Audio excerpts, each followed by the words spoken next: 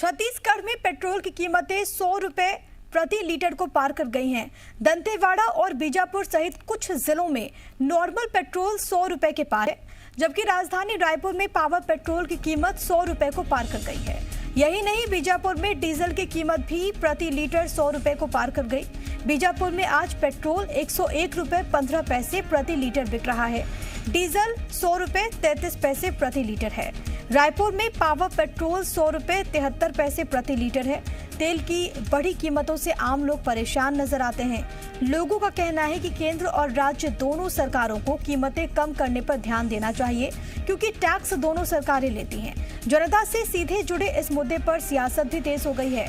मंत्री रविंद्र चौबे ने जहां पर कीमतों को लेकर केंद्र सरकार की नीतियों को जिम्मेदार बताया, तो वहीं नेता प्रतिपक्ष धर्मलाल कौशिक ने राज्य सरकार से वैट कम कर रियायत देने की मांग की है। इन सब के बीच आम लोगों की मुश्किलें बढ़ती हुई, क्योंकि लगातार पेट्रोल के दाम आसमान छू रहे हैं। छत्तीसगढ़ में पेट्रोल के इन बढ़ी जो कीमतें हैं, मतलब 100 रुपए के पार जो हुआ है पेट्रोल की कीमतें, रायपुर में अगर करें तो पावर पेट्रोल की कीमतें, उस पर क्या कहना है लोगों का, हम यही पेट्रोल की कीमतें जो है वो पावर पेट्रोल की अगर हम बात करें रायपुर में से, तो 100 रुपए को पार कर गया है। क्या कहेंगे? पेट्रोल का रेट, पेट्रोल डीजल का रेट तो काफी बढ़ रहा है, और पेट्रोल डीजल नहीं, हर प्रकार की महंगाई बढ़ रहा है। खाद्यान्न सामग्री का महंगाई भी काफी बढ़ा है, लेकिन सरकार कहीं ना कहीं से पेट्रोल डीजल का रेट बढ़ा रहा है। सरकार को तो अपना देश का बजट, हर चीज को मैनेज करने के लिए इसको थोड़ा बढ़ा रहा है। भैया अब तो 100 रुपए लीटर होने वाला है, देखिए पावर पेट्रोल 100 रुपए से ज्यादा हो गया है। कितना पॉकेट पे भार पड़ रहा होगा? ज्यादा, बहुत ज्यादा भार पड़ता है। काम काज करने में, घर चलाने बहुत दिक्कत होता है, बहुत दिक्कत हो रहा है। पेट्रोल डीजल पे इतना महंगाई आ गया है, हम गरीब जाए तो जाए कहाँ? क्या इसमें राज्य सरकार और केंद्र सरकार दोनों को सोचना चाहिए, या सिर्फ केंद्र सरकार को सोचना चाहिए? दोनों जन को सोचना चाहिए, क्योंकि दोनों टैक्स लेते हैं, तो दोनों को सोचना चाहिए। दोनों को सोचना चाहिए। और देखिए, राज्य सरकार भी वैट लेती है, केंद्र सरकार भी टैक्सेस लेती है, और इसीलिए लोगों को ये भी कहना है कि दोनों सरकारों को सोचना चाहिए कि इसमें किया क्या जाए। हालांकि जरूर है कि छत्तीसगढ़ में इस मसले पे राजनीति भी शुरू हो गई है। राज्य सरकार जहां कह रही है कि केंद्र को इस मामले को देखना चाहिए और कीमतों पे लगाम लगाना चाहिए, वहीं बीजेपी प्रदेश में कह रही है कि राज्य सरकार को प्रदेश की जनता के फक्र करनी चाहिए और वैट भी कमी करनी चाहिए। कैमरा पर्सन राकेश के साथ सत्यप्रकाश, जी मीडिया, रायपुर। यहाँ यदि सरकार जनता को राहत देना चाहती है छत्तीसगढ़, तो छत्तीसगढ़ की सरकार को बयानबाजी के बजाय टैक्स में कमी करनी चाहिए और अपने छत्तीसगढ़ के जनता को राहत मिल सके, ये काम करने की आवश्यकता है। मैं समझता हूँ कि सरकार को केवल बयानबाजी में नहीं रहना चाहिए, बल्कि वास्तविक में छत्तीसगढ़ की जनता के हितैषी है तो उनको टैक्स कमी करनी चाहिए, जिससे लोगों को यहाँ का लाभ मिल सके। ये महंगाई लगातार और बढ़ाया जा रहा है। क्रूड ऑयल की कीमत जिस समय 52 रुपये लीटर मनमोहन सिंह जी की सरकार थी, तब जो क्रूड ऑयल की कीमत थी वो 132 रुपया प्रति बैरल के आसपास पहुंच चुकी थी। अब आज क्रूड ऑयल की कीमत 70 रुपया से नीचे है, तो ये दिल्ली की सरकार इतना लगातार टैक्स क्यों लगा रही है?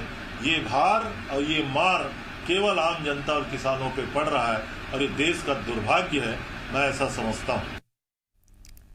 और तमाम जानकारी के साथ सत्य प्रकाश मेरे सहयोगी इस वक्त लाइव मेरे साथ मौजूद है। सीधे उन्हीं का रुख करते हैं। सत्य प्रकाश, सियासी बयानबाजी के परे, क्योंकि अब रियायतें मिलनी शुरू हो गई है, लोग अपने घरों से बाहर निकलने शुरू हो गए हैं, आर्थिक तौर पर काफी नुकसान पहुंचा। सवाल यही है कि आखिर महंगाई जिस तरीके से बढ़ रही है, पेट्रोल डीजल के रेट जिस तरीके से बढ़ रहे हैं, पैसे लाए तो लाए कहाँ, आम जनता जाए तो जाए कहाँ? बिल्कुल, देखिए प्रिया, इसमें कोई दो राय नहीं कि जिस तरह से पेट्रोल डीजल की कीमतें लगातार बढ़ रही है, उससे लोगों की जेब पे काफी भार पड़ा है, काफी असर पड़ा है। आज ही जब हम पेट्रोल पंप पहुंचे और वहां पे हमने अलग अलग लोगों से बात की, महिलाएं भी उसमें शामिल थी, युवा भी शामिल थे, हर वर्ग का यही कहना था कि जिस तरह से कीमतें बढ़ रही है उससे घर चलाना मुश्किल हो रहा है, जेब पे भार पड़ रहा है। और ऐसे में तब जबकि इसमें केंद्र सरकार को भी सोचना चाहिए और राज्य सरकार को भी सोचना चाहिए। हालांकि ज्यादातर लोगों का कहना है कि ज्यादा जिम्मेदारी केंद्र सरकार की है इस मसले को लेकर, लेकिन राज्य सरकार चूंकि जो स्टेट टैक्स है, वैट जो है वो लेती है और उसमें कमी की बात मौके बेमौके पे सामने आती है, तो ऐसे में जिम्मेदारियां दोनों सरकारों की है और ज्यादातर लोग यही कहते हुए नजर आते हैं। लेकिन जो स्थिति फिलहाल दिखाई देती है, वैसे में राज्य सरकार वैट कम करे ऐसा बिल्कुल भी नहीं लगता है, क्योंकि राज्य सरकार की ओर से खुद कृषि मंत्री रविंद्र चौबे ये कहते हुए नजर आ रहे हैं कि केंद्र सरकार जो है इस पूरे मसले के लिए जिम्मेदार है। क्रूड ऑयल के कीमतें कम हो रही है, बावजूद इसके कीमतें बढ़ रही है और केंद्र पे बड़ा आरोप लगा रहे हैं। दूसरी बात यह भी है कि फिलहाल की जो परिस्थिति है, चूंकि कोरोना काल से तमाम स्टेट्स उबर रहे हैं अभी, और ऐसे में तब जबकि छत्तीसगढ़ की ही अगर हम बात करें तो बड़े कर्ज का भार भी है छत्तीसगढ़ पे।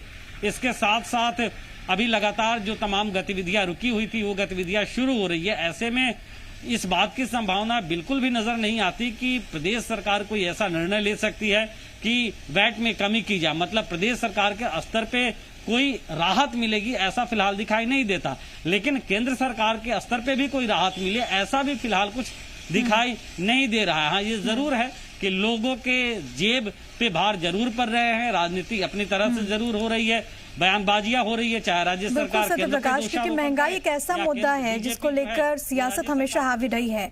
और अगर पेट्रोल डीजल के बढ़ते रेट को ही देख ले तो मुझे याद है कि बीते दिनों कांग्रेस ने भी इसको लेकर प्रदर्शन किया था।